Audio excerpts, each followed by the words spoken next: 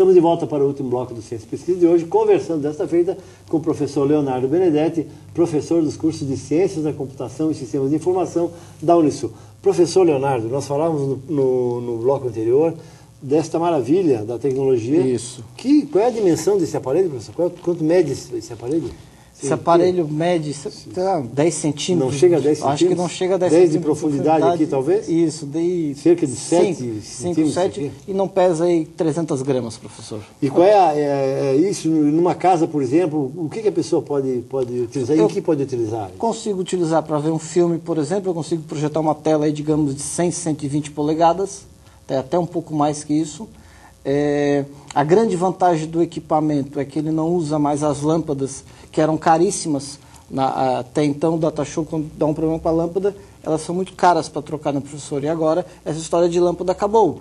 A vida útil de um equipamento desse é em torno de 10 mil horas. E é LED, não é mais lâmpada. Certo. E o custo do LED é muito diferenciado, professor. É bem baixo? Bem baixo. Bem baixo. O que é bem baixo, assim? Por exemplo, depois de 10 mil horas, que é um tempo hábil, extremamente alto, né? Professor, e como é um lançamento, assim, esse é um equipamento novo, é uma coisa que está entrando no mercado hoje ainda não é um preço muito... Mas é uma questão aí de eu acho que um ano, no máximo, para isso estar totalmente despopularizado. Né, bom, e aí as pessoas podem ter em casa, fazer um cinema em casa, pode, enfim, e na aula, como professor, tu podes usar esse equipamento para projetar os meus slides, praticar as aulas. E a grande vantagem também é que eu levo isso junto com o notebook, eu não preciso carregar duas mochilas, né? Coloca dentro da pasta, junto como se fosse uma carteira, coisa parecida. E vai embora. Professor Leonardo, o que mais a internet tem ajudado ou tem trazido de novidades para as pessoas, para a sociedade? Professor, além disso, professor, a tecnologia está no nosso dia a dia, está mudando a maneira das pessoas se comportarem, das pessoas viverem. E a gente tem que ficar antenado a isso, professor. Por exemplo, tem dispositivos hoje, tem empresas já utilizando essa tecnologia que é transmitir o cheiro via internet. Parece meio absurdo falar sobre isso, cheiro via internet, mas é possível, professor. Rapidamente, uma explicação lógica disso. Como é que funciona uma impressora já de tinta, professor? Sim, ela recebe os sinais e aí você tem lá eletricamente a composição com o toner, aquele material eletrostático. Existem 3 cores primárias que formam N cores. Todas as cores, perfeito. E esse negócio do cheiro é a mesma coisa, seria uma impressora que você coloca essências em vez de tintas, essências primárias, e vem o sinal pela internet mandando misturar tanta porção de uma essência com a outra. E tem um ventilador que inala o cheiro. E as pesquisas indicam que isso chega a 95% de fidelidade. Nossa, então isso é fantástico, você pode professor. Em casa colocar o cheiro, o aroma que quiser na casa? Na realidade, professor, abre um mercado para novas empresas. Você imagina uma empresa de perfumaria vendendo perfume pela internet. Você pode sentir o cheiro do perfume antes de comprá-lo. Você imagina o seu filho em casa jogando... E até aromatizar o ambiente? Lógico. Aí o mercado abre. Só para concluir, você imagina o seu filho jogando um carro de Fórmula 1 em casa, um brinquedo, e sentindo o cheiro do pneu queimado do automóvel. Isso dá realidade ao brinquedo. Quem sabe lendo um livro e descobrindo e vendo o personagem se manifestar, que também é uma coisa interessante. É fantástico, professor. O que mais, professor, tem de coisas interessantes assim como essa? Isso é uma coisa realmente fantástica, é fantástica. Outro exemplo que alguns magazines já estão utilizando são os provadores eletrônicos, né? Eu vou provar roupa, o senhor vai provar roupa, a gente sempre nota que o mesmo número de diferentes marcas não cabe. Exato. Não existe um padrão nisso ainda. Existe uma divergência, né? Claro. Então, um provador eletrônico, o que faz? Você entra numa cabine, ele te escaneia e ele já te diz, roupa tal, número tal te serve. Não adianta você querer provar outra coisa que você vai estar perdendo tempo, na realidade.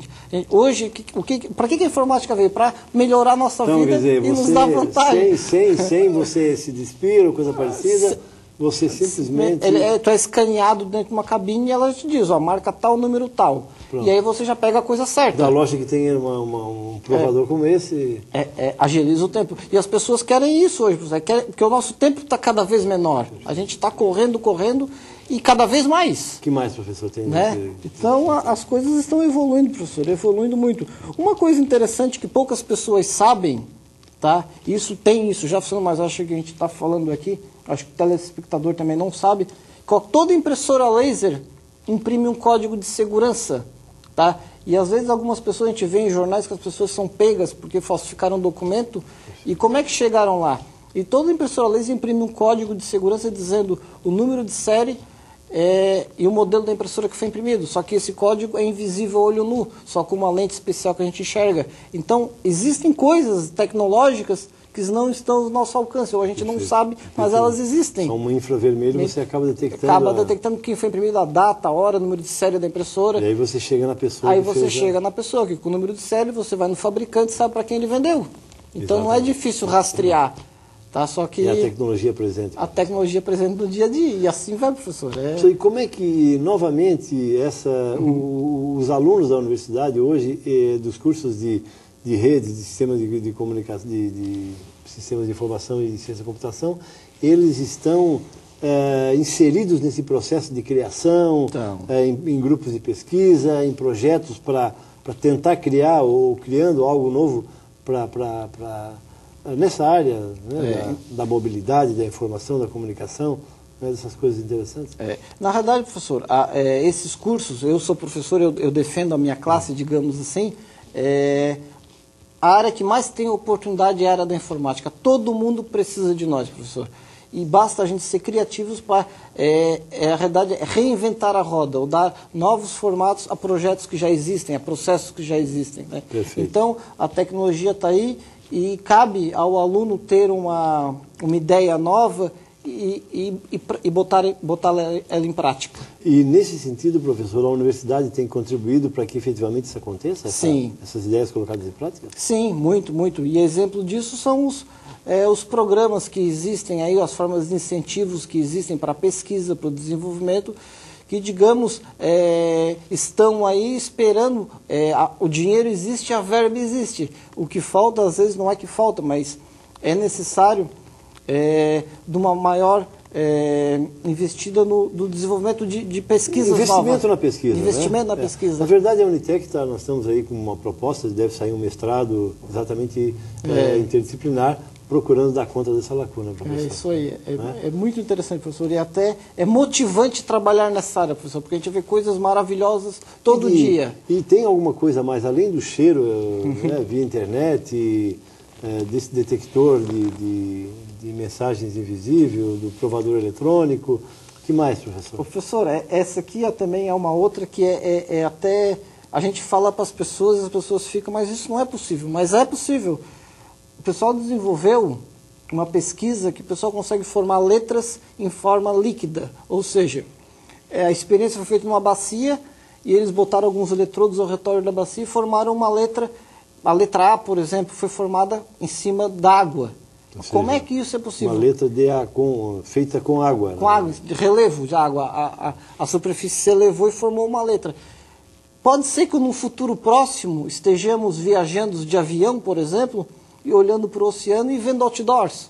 E agora? Aí é interessante até para você que nos assiste, mas também seria um lamento você deixar de observar perceber no oceano não tenha dúvida. Mensagem, né? Não tenha dúvida. Assista Ciência e Pesquisa, né? Por exemplo, no Oceano Atlântico. Pois agora, mas não tenha dúvida. Mas só para concluir, professor, claro que sim.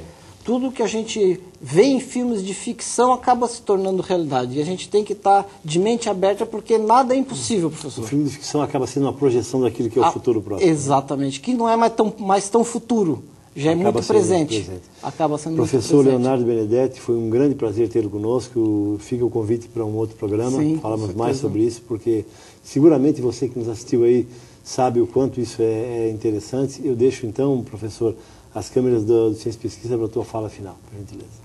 Eu agradeço a oportunidade de estar aqui, né? Me coloco também à disposição para retornar aqui. Tem muito mais coisas acontecendo no nosso dia a dia, professor. É muito motivante falar disso, porque muda a maneira das pessoas se comportarem. Bom, mas as pessoas podem fazer contato contigo por telefone, professor. O telefone está no nosso blog aí, e aí tu vais, evidentemente, dar mais informações e até de repente promover algum curso.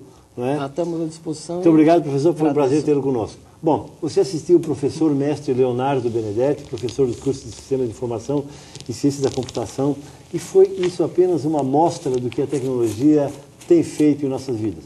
Você pode assistir a esse programa no nosso blog que aparece aí na sua tela. Você pode enviar um e-mail ao professor Leonardo Benedetti através do e-mail ciência.pesquisa@unisul.br e você pode conversar com o professor Leonardo no telefone que está disponibilizado também no nosso blog, onde consta a entrevista com o professor falando sobre os avanços da comunicação, da computação, aliás. Bom, grande prazer tê-lo conosco, um abraço e até mais.